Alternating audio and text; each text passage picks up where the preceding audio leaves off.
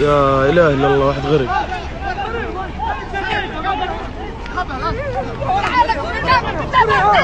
الشيخ اللي كرم قصر مبنى فتح بابه وضيفان كلها